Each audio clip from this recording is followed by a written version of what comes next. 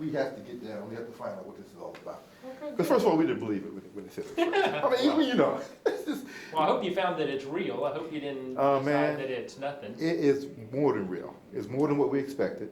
On so many different levels. It's in rolling, I keep on moving, rolling. Because it was funny, true story. Yesterday, we were talking at the restaurant, and the waitress came up and gave us the Chattanooga story. Oh, that's great. Oh yeah, she had moved down here with her husband, former military, and said all the great things happening in the city. Told us about the Volkswagen plant, the Amazon piece happening, and we talked about the 10G happening here. And she was engaged all the way in. And it's like she said, and this was her line, and it won me over. You can use this if you have to. Right. She said she didn't have a lot of family. Definitely didn't have any family in Chattanooga. Chattanooga became her family. Oh, that's great. That's awesome. Yeah, and that's her story, and she's sticking to it, man. And she sells you every time she talks because she's genuine about it. So Yeah. it's like, wow. Well, I wish I could say that I planted her, that I was clever enough to have done something with I that. did that on purpose. Uh, You good? All right, Mayor, give me your name, and we can find out how to spell it. yeah, So don't tell me. it's Andy Burke. It's actually Berke. That's the only trick to it. Okay, okay. All right. Tell us about. Well, we're in Chattanooga. Tell us about your involvement with this high-speed internet and what it has meant for y'all to grow this thing. Yeah. Chattanooga has the fastest, cheapest, most pervasive internet in the world. A fiber optic network that goes to every single home and every single business in a 600 square mile area. Now, that's really important. There are lots of places that brag about, well, we have speed, but the key to our system is that no matter where you are, no matter where you live, no matter what your business is, you have access to the same network as everybody else. How did that come about? Things like that don't happen by accident. Yeah. Tell us about that. So the city owns the electric utility, which is one of the most progressive electric utilities in the country. And a few years ago, they decided that they were going to build a smart grid system for energy throughout our area, which meant that it was going to go to everybody who has an electrical hookup, which is every single home and business. When they did that, that fiber optic network that runs the smart grid also has enough capacity to do many, many other things. And the question was, well, what else can it be used for? And the answer is internet, video, and voice. And so all of a sudden you had this incredible asset everywhere in our city. Tell us, because once that happened, how it influenced and affected the rest of the growth and things happening in your city. Yeah. Well, I think it took us a few years to figure out how to use it. We turned it on and expected Apple and Facebook and everybody else to show up in our city. It turned out that didn't happen. And we kept trying to figure out what to do with the gig. And all of a sudden, as we started to kind of put together events and to spur activity, hopefully to attract others, it became clear that that activity was an end to itself. And we saw a true ecosystem being built here. So startups and entrepreneurs and existing businesses all coming together, and right here in the heart of the innovation district, we've seen it sprout up. It means that we have the third highest wage growth in the country for a mid-sized city, which we're very proud of. The second thing, though, is equally important. We've become a leader in the world of digital equity. We shouldn't have gated digital communities. Everybody should have access to the possibilities of the web.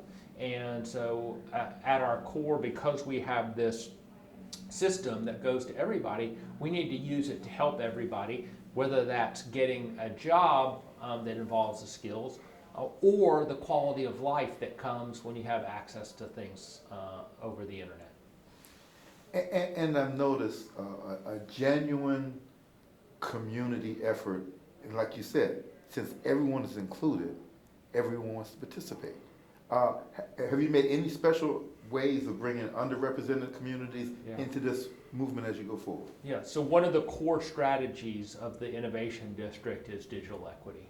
We take pride in it, and we've gotten awards for the numerous things that we're doing. So One is NetBridge. Any family who has a child on free or reduced lunch gets our ultra-fast internet at the lowest price allowed by law. The second place is that we know that we need to help people with skills. It's not just about can you turn it on, but what do you do with it once you turn it on? So we have programs like Tech Goes Home, which is in 30 different sites around the city, and it offers people basic internet skills like how do you get an email address, how do you pay your bills online, how do you set good ground rules for your kids and grandkids when they're at your house.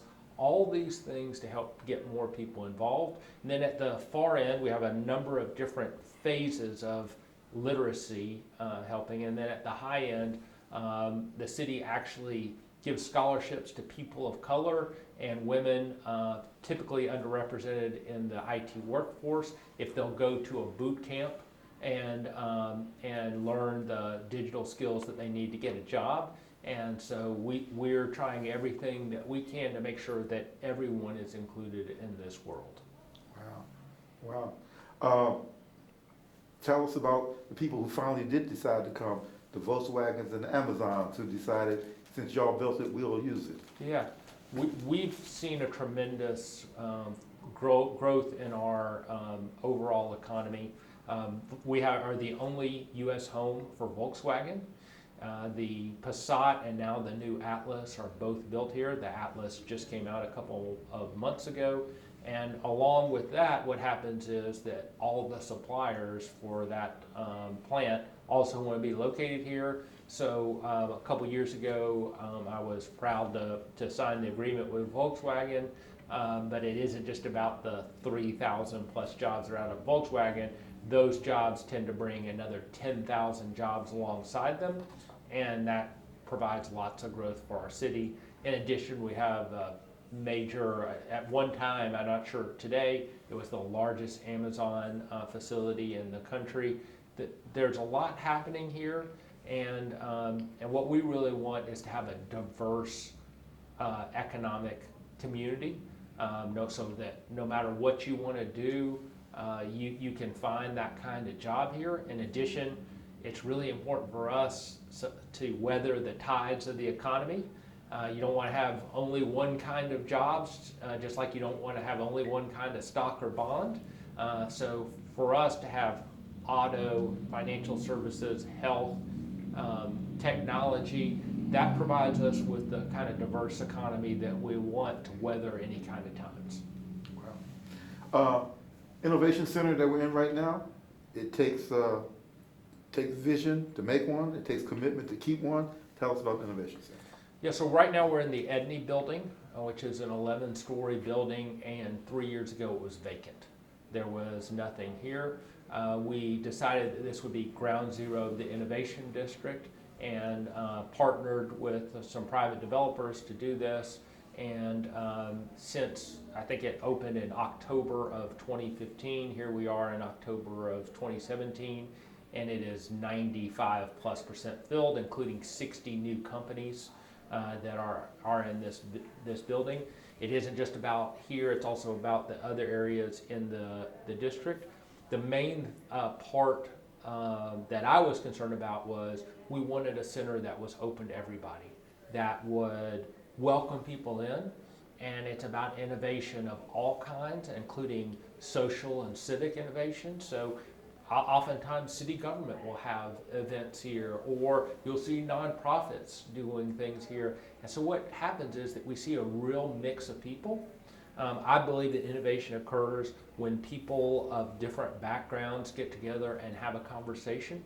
If two people who have the exact same ideas and the exact same knowledge talk to each other, nothing new happens. But it's when people have some different ideas, some different knowledge bases, those kinds of interactions are what lead to creativity and innovation. Sometimes arguments that end up with people changing their minds and seeing things a different way. And what we need is the density in our innovation center to have all kinds of people having those collisions nonstop that will hopefully lead to the next great business idea. Wow. Mayor, I want to commend you on the work you're doing. And the inclusion that you have built into we talk about being purposeful. You can't get anything done unless it's purposeful. Y'all built it and purposely are using it. So I commend you on that, and I wish we had more of that in other places. Well, thanks.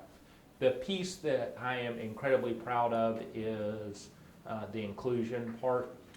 Tech shouldn't be thought of as a world for 24-year-old white guys. That's not healthy for the industry, it's not healthy for our country, it's not healthy for anybody. And so the more people who feel like the innovation economy is theirs, not somebody else's, the better off that we will be and the higher the quality of life in our city. Anything else you want to add? Because you've done a wonderful job. Yeah. You good, Mike? All right. Oh, man. And like I said, the easy thing is, and I'm glad we did it this way, we started in the city, who we talk.